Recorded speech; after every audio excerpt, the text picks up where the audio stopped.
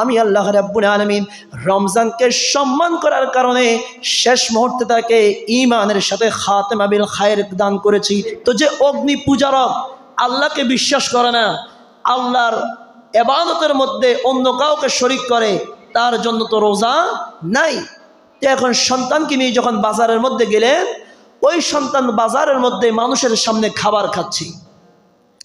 এই দৃশ্য দেখে তার বাবা বলল, হে আমার সন্তান, একটু কি তোমার লজ্জাবোধ হয় না যেখানের মধ্যে মুসলমানগণ রোজা পালন করতেছে, এই অবস্থার মধ্যে মুসলমানদের সামনে কিভাবে তুমি খাবার খাচ্ছ? ওই ছেলে উত্তর করলো, বাবা মুসলমানরাই না রোজা রাখছে, কিন্তু আমরা তো মুসলমান নয়, আমরা তো রোজা রাখি নাই। আপনি নিজেও তো খাবার গ্রহণ করে বাজারের মধ্যে এসেছেন, আমাকে কেন খাবার খেতে আপনি নিষেধ করতেছেন?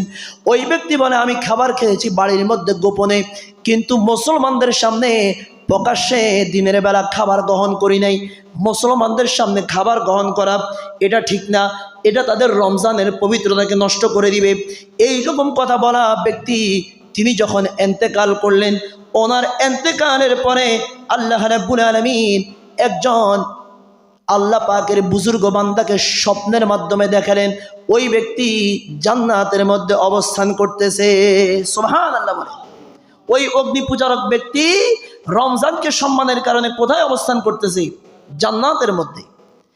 ওই আল্লাহর ওলি দেখে আল্লাহ রাব্বুল আলামিনকে প্রশ্ন করলেন, হে রব্বুল আলামিন, এই ব্যক্তি না অগ্নি পূজারী, সে তো তোমাকে বিশ্বাস করে না, সে কোনো ইসলামের কাজ করে নাই, তার তো ঈমানও নেই, কোনো নেক কাজ তার নাই, কি কারণে সে এখন জান্নাতের মধ্যে আমি তাকে দেখতে পাচ্ছি, কারণ কি?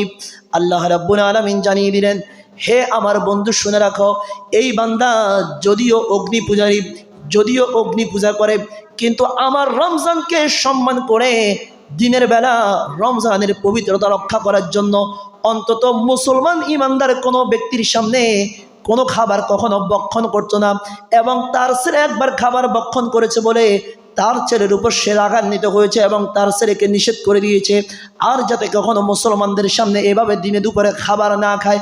এই কারণে আমি আল্লাহ রাব্বুল আলামিন তার উপরে সন্তুষ্ট হয়ে গেছি। তার যখন মৃত্যুর সন্নিকটে চলে আসলো, আমি আল্লাহ রাব্বুল আলামিন রমজানকে সম্মান করার কারণে শেষ মুহূর্তে তাকে ঈমানের সাথে খাতেমা বিল খায়ের দান করেছি। তার মৃত্যুটা ঈমানের সাথে হয়েছে, এই জন্য সে এখন জান্নাতের মধ্যে আরাম করতেছে। সুবহানাল্লাহ।